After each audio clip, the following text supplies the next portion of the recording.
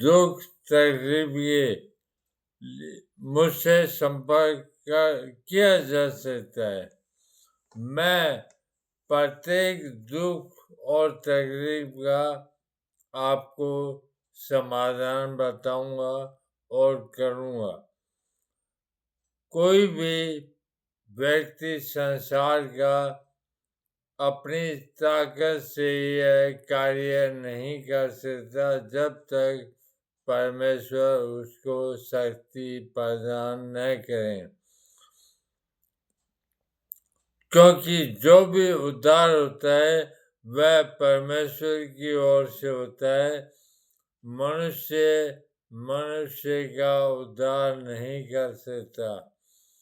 परमेश्वर ने यह कार्य मुझे सौंपा है, तो आप मेरी सेवाएं निःशुल्क ले सकते हो।